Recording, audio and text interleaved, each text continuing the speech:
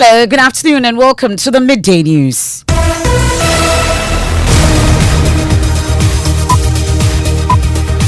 The Midday News is live on Joy 99.7 FM, hits 103.9 FM here in Accra, Love 99.5 FM in Kumasi, myjoyonline.com. We are live in all 16 regions of Ghana, Kekeli Radio in Ho, Jubilee FM in Keta, Gangai FM in Jirapa. We are live on X Spaces, we're on Facebook. The Midday News is supported by Petrol Soul Platinum Energy, energizing dreams. This afternoon.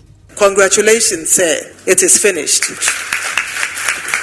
The last words of the EC chairperson Jean Mensa, which sent NDC supporters jubilating across the country yesterday. But what does the future hold for the incoming Mahama administration with so many taxes set to be abolished in the first 120 days? We have details of that. President Akufo-Addo committed to ensuring a seamless transfer of power on 7th January 2025. More as the president-elect John Dramani Mahama assures he is determined to build the Ghana the electorate voted massively for. We want a Ghana that considers the well-being of all her citizens and affords them each the ability to live a life of dignity, a life of limitless opportunity. We are determined to work together with you to build the Ghana we want. Also this afternoon, Vice President Dr. Mahmoud Bawumia rallies NPP supporters as the party begins an immediate rebuild following an abysmal performance in the 2024 general elections.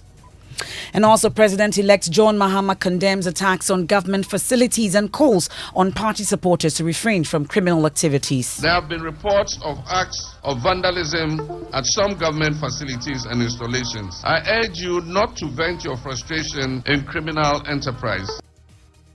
And there's sports. Sports physiotherapist Jonathan Korte provides President-elect John Dramani Mahama with the antidote for revitalizing the sector. That's and more in this afternoon's edition of the Midday News. I am Emefa Apawu. Please do stay on for details.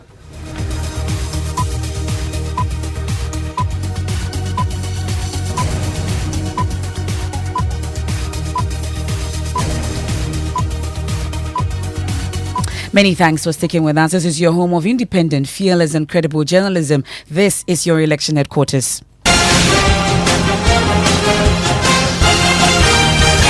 Election Headquarters is brought to you by Petrol Soul Platinum Energy, energizing dreams, Chopbox Technology, a convenient service, German Ozone Medical Center, alternative therapy, dental, wellness and beauty, the Chartered Institute of Management Accountants (CIMA) and the American Institute of Certified Public Accountants (AICPA), together as the Association of International Certified Professional Accountants. Youth Bridge Foundation, bridging the gaps for positive youth development. Syntex Tanks, Air Strong, Air Tough, Potential Real Estate, your trusted partner in real estate. Deluxe Paints Mu Champion. And your election headquarters also made possible by McDan Group of Companies and Verna Water. This afternoon, President-elect John Mahama and his NDC supporters are still in jubilant mood following his victory in Saturday's general elections. He continues to receive congratulatory messages from the international community as well as groups and individuals both at home and abroad. We'll bring you some of those messages shortly, but Mr. Mahama won the elections on the back of numerous promises aimed at resetting the country.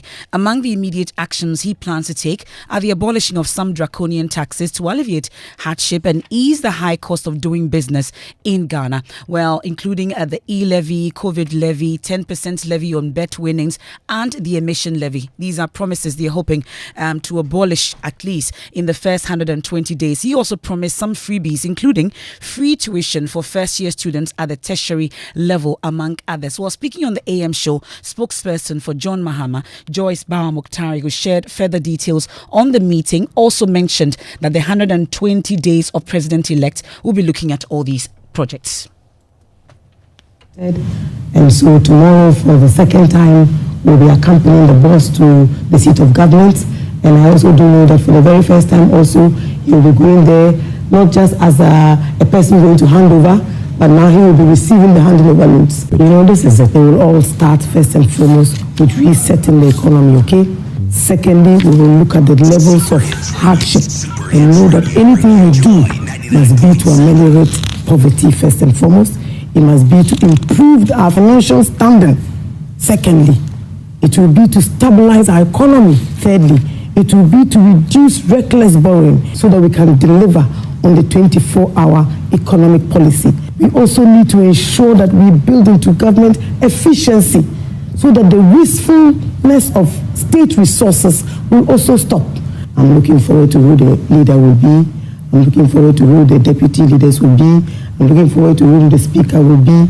I've looked in the crucible and looked. I can't tell who will be occupying all these positions. But let me be honest with you.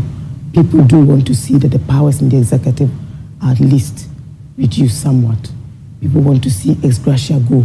People want to see a smaller size of government, but one that is also efficient. People want to see a certain fetter on the fiscal space. Ghanaians want the constitution amendment process to take place as quickly as possible. And so I hope that this large supreme lead in parliament will be put to good use. Yeah.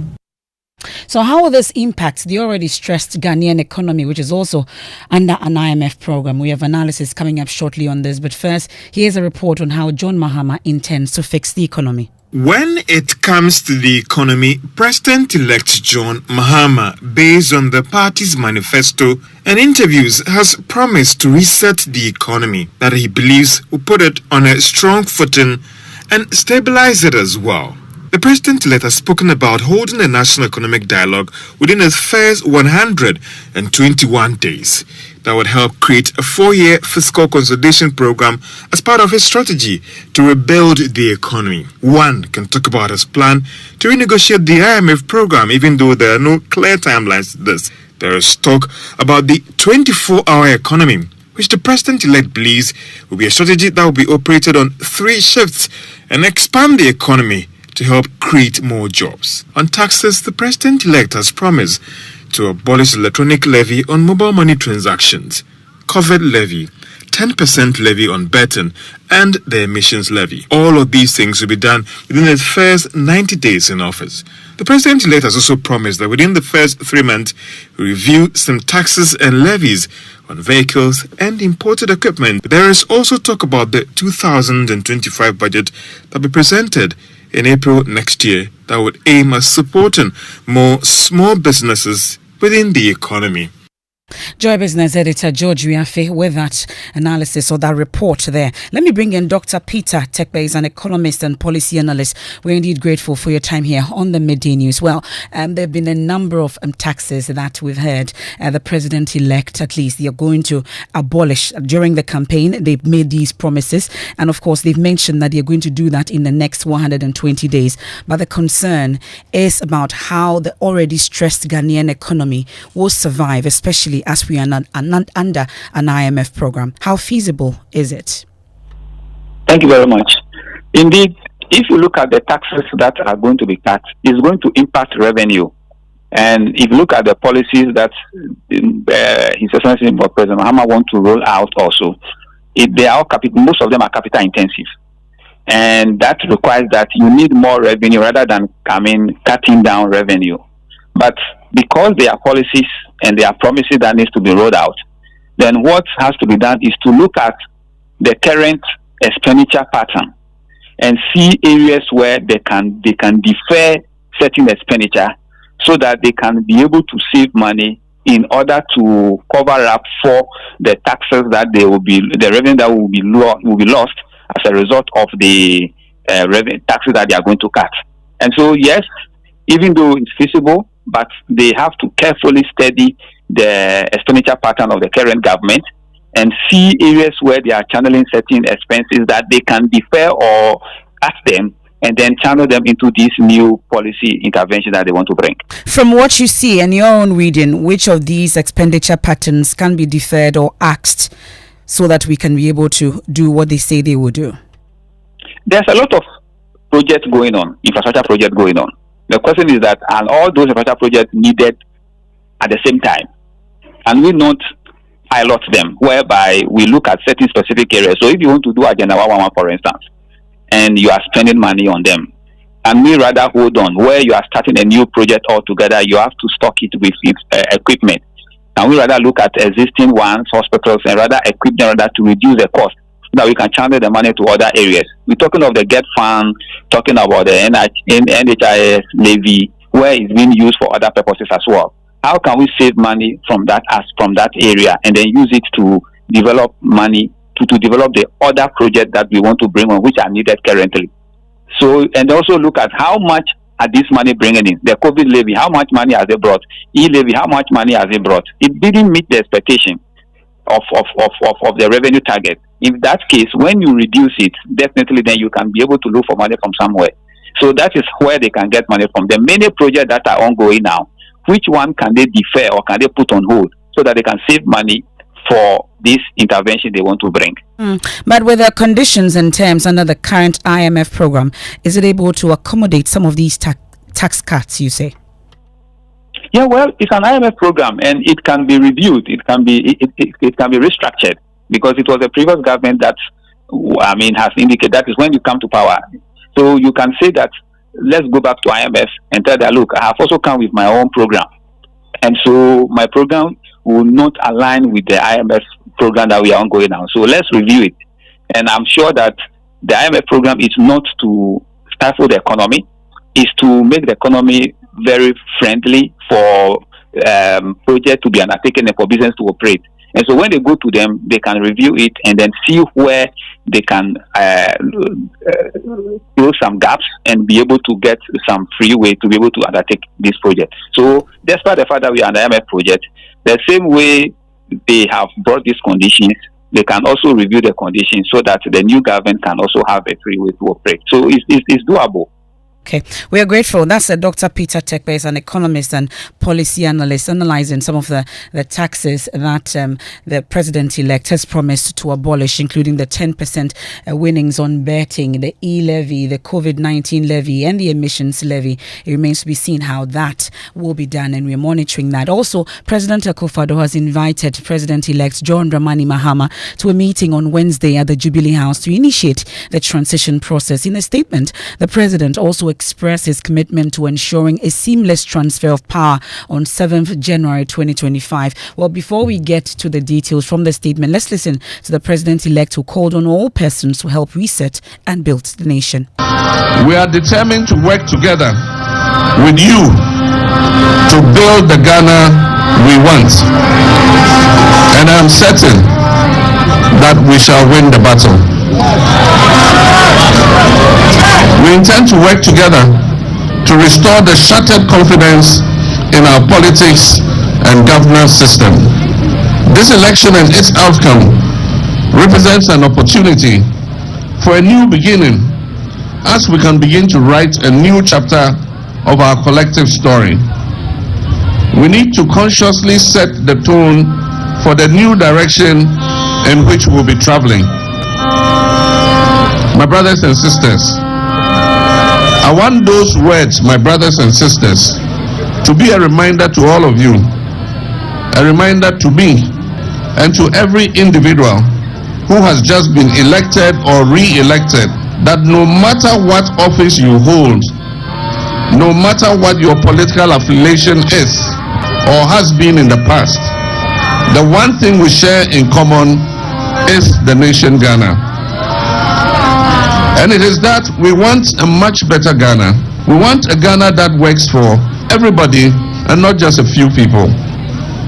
We want a Ghana that considers the well-being of all her citizens and affords them each the ability to live a life of dignity, a life of limitless opportunity.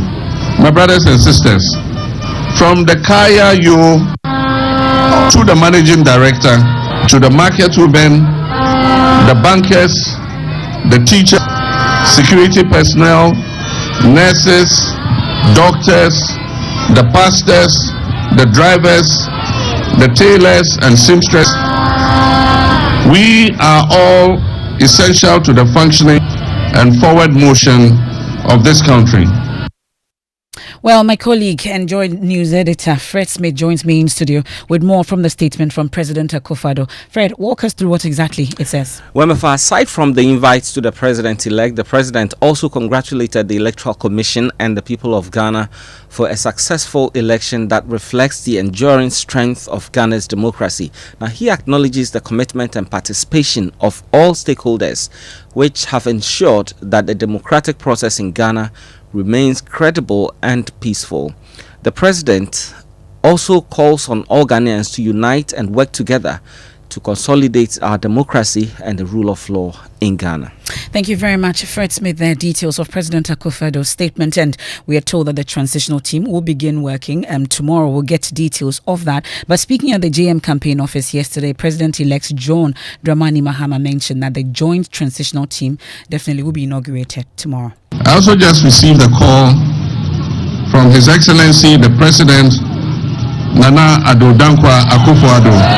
He graciously extended his congratulations to me, and we had the opportunity to discuss matters related to the joint transitional team. We agreed on an early inauguration of the joint transitional team as early as Wednesday, the 11th of December.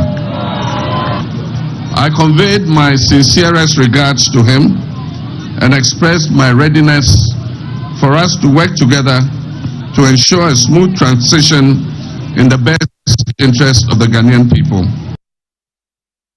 Well, meanwhile, the NDC Director of Elections, Dr. Omani Boama, has cautioned the outgoing government to refrain from incurring unnecessary expenditure or signing binding contracts during the transition period. There is a reason this period is called a transition period. We do not expect them to be unnecessarily, incurring expenditures or signing contracts that will be binding the incoming John Dramani Mahama Nana Akufo-Addo government. And we also expect financial institutions not to be honoring such obligations that the government will be placing on them. We expect them to ensure that we have a peaceful transition. We expect them to also ensure that just as we all stayed in the country for accountability purposes, President Mahama stayed in the country, I stayed in the country, my colleagues, we all stayed in the country for the past 8 years, and we were ready and willing to account for our stewardship. We expect them to do same. Director of Elections and IT, Dr. Edward Omani Boama. Now, retail campaigning and strategic audit of agents in the Ashanti region were just part of the multi-pronged approach that the John Mahama campaign deployed to secure a resounding victory in 2024 presidential polls. Well, that's according to the head of the campaign, Professor Joshua Alabi. We'll be hearing from him in a moment, but first, speaking shortly after being declared the winner by the Electoral Commission, John Mahama said the landslide victory is a reminder that if the NDC fails to meet the aspirations of Ghanaians or govern with arrogance, the consequence will be dire. Maxwell Agbagba has more in this report. What a day!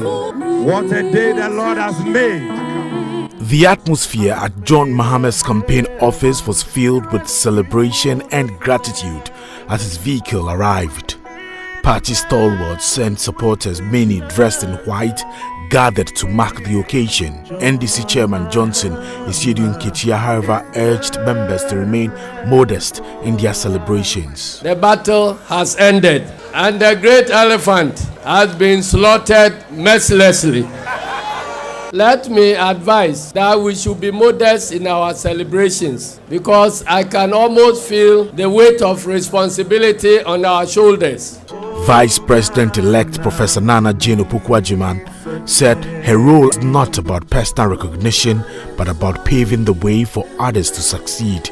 The victory is for all of us, but especially for our daughters, for our youth, for our women. My job was to have opened the door. In his address, President-elect John Mahama called on citizens to refrain from vandalizing government facilities and installations. I know that many of you are feeling frustrated and angry, but I ask you today, please do not give in to negativity and pessimism. There have been reports of acts of vandalism at some government facilities and installations. I urge you not to vent your frustration in criminal enterprise. We must channel our anger and frustration into the positive enterprise of resetting and rebuilding our nation. John Mahama also revealed that he had received a congratulatory call from President Akufo-Addo. And we had the opportunity to discuss matters related to the joint transitional team. We agreed on an early inauguration of the joint transitional team as early as Wednesday, the 11th of December. Acknowledging the challenges ahead, John Mahama stated that the outgoing government has left Ghana in a dire state. However, he expressed confidence in the collective ability to overcome these obstacles and rebuild the nation. I also give thanks to God for preparing a table before me in the presence of my enemies, and for anointing my head with oil and making my cup run over. This mandate also serves as a constant reminder of what fate awaits us if we fail to meet the aspirations of our people and govern with arrogance. A lot of jubilation, a lot of celebration, which is expected to go deep into the night. Let's speak to some of the people here. It's kind of a mixed feeling. It's a mixed feeling because we saw it coming, but not so overwhelmingly. Celebration, free for all, dancing, music, powder, everything you can think of. And there are some celebratory fireworks also up there in the air. All men in Ghana have turned to women. Oh. But today, this is the second independence of Ghana.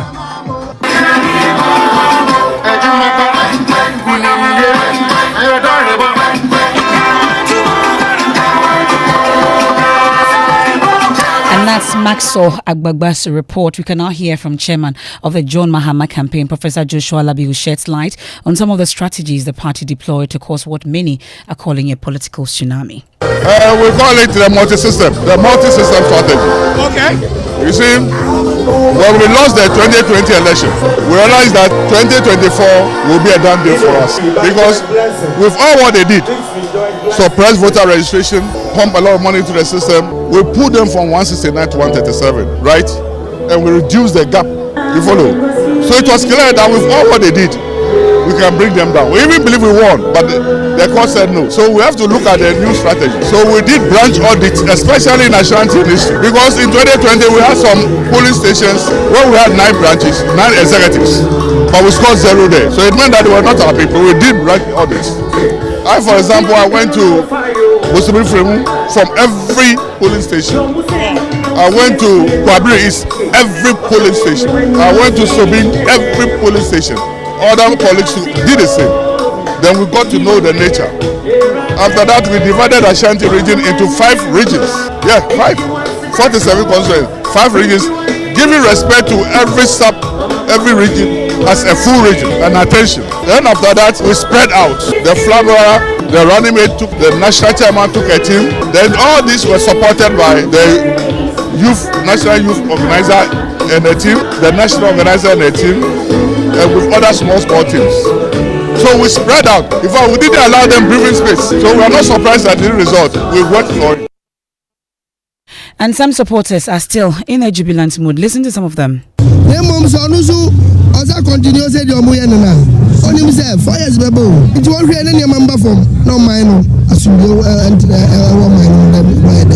So what he's been saying so far is that on the back of the elections, for him, he would like to congratulate the IGP, Dr. George Ekufu Dampare. He says he did a yeoman's job, and that for him, if the Mahama administration retained him as the IGP, he would be happy. He says he wasn't surprised about the number of votes by which the MPP lost, and that taxes were one of the reasons they lost. In fact, said the enormous that. Nti ebompa said the enormous yankoyi momaka no man pay no ebesi so no obehwe no de bibia to na akwem me bibia ye one say ya na so yes no besan so atunwa so. And so Stephen Andor is also a driver here. He is simply saying that things did not go well, and that manifested in the sort of votes that the NDC got in the last election, and that the incoming administration must do what people expect to ensure that things are righted and that people get to enjoy the country economically and otherwise. Whilst supporters continue to jubilate, there are also concerns about some collation in a number of constituencies. We know about Ablekuma North, which is currently ongoing, and then also the declaration. There's protest in the declaration of the NDC candidate for Dom Kwabenya as the winner of that particular poll. As we speak, Michael Kwe Jr. Still has concerns about it. My colleague Blessed Suga is still stationed in Dom Kwabenya, joins us on the line. So what exactly now is the issue? So Michael Kwe believes that the process ought to be restarted because in his view, the authorized EC official who was supposed to have collated and declared the results was not the one who carried out the exercise, a reason for which he is unhappy about the event. So the NPP within the constituency say they do not agree with the outcome of the results until they have the authorized district officer of the Electoral Commission to carry out the process again. And will the EC heed to that? Have we heard from the EC authorities? What exactly are they saying? For the EC, they've gone ahead with a declaration. In fact, the pink sheets are out. The only representative present at the time when the declaration was made was the rep for Elik Limakrubu, who's the NDC's candidate. So after the declaration now, it's unlikely if the EC would want to go back to the process that was done twice before declaration. But the NPP and Michael Kwe Jr. believe that once that is not done, it invalidates the entire process. But they are not clear as to whether or not they'll be heading to the courts over this. Okay, that's my colleague Blessed Soga monitoring the situation in Dom Kwabenya for us. I think it's a good time to take a quick break here on the Midday News live on Joy 99.7 FM here in Accra, also on Hits 103.9 FM, Love 99.5 FM in Kumasi, myjoyonline.com, made possible by Petrosol, energizing dreams. We'll return from the break. We have sports and then hear from Vice President Dr. Mahmoud Bawumia rallying NPP supporters as the party begins an immediate rebuild following an abysmal performance in the 2024 general elections. Please do stay.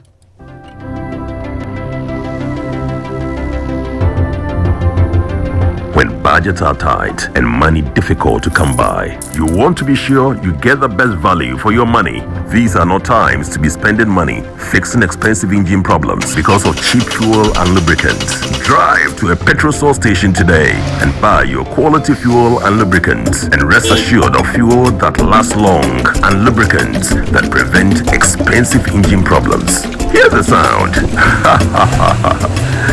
Petrosol, clean fuel in full quantity. Thanks for staying with us. Let's do sports. Yes, Emefa. So, physiotherapist Professor Jonathan Korte is calling for an injection of funds into sports by the John Mahama-led administration. The University of Ghana lecturer believes regular investment by the incoming government is the only way to improve football, boxing, and other sporting disciplines at major competitions. I say that, look, sports is actually a very big industry. And I'm surprised that government after government, minister after minister, have not found it important to actually invest in that area. If you invest, the ripple effect will be massive. And you will get the results that you want. Because once you invest in it, you are going to unearth talent. Yeah. You will unearth potential. So why don't we want to invest? We want a quick fix. Oh, we are going for a tournament next year, 2 weeks before you go and camp, and you want to go and win gold. It doesn't work that way. Invest in it now, and the results would come. It's a big industry.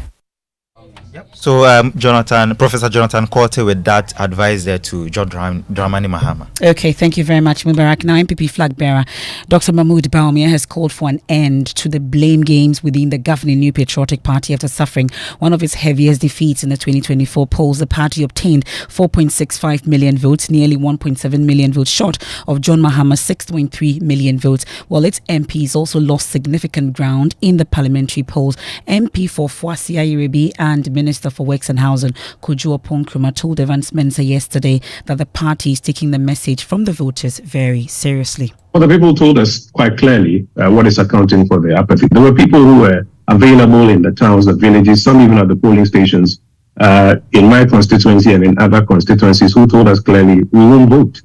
We won't vote. Some, for example, will say, unless you give us money. Some will say we won't vote because we are angry. We won't vote because we are disappointed. And they explained what their issues were. Some of the issues that have led to this apathy or this level of apathy have to do with how we have managed our party and some of the processes that we've gone through in the party.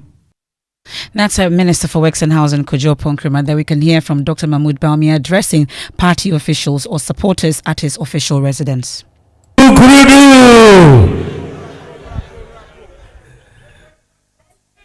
It is possible.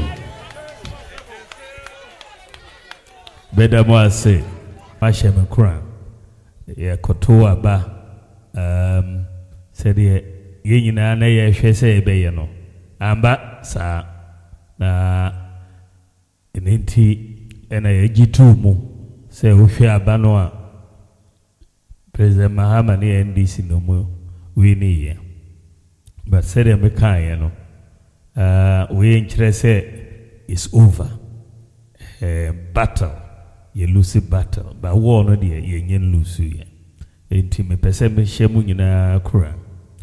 Dia e wo no say de mu hunu. Election yen na ye de ma NDC. Enye omu na omu wi ni. Omu numbers no ansesa from 2020. Yen ye de no above by 40%. Enti analysis no is simple.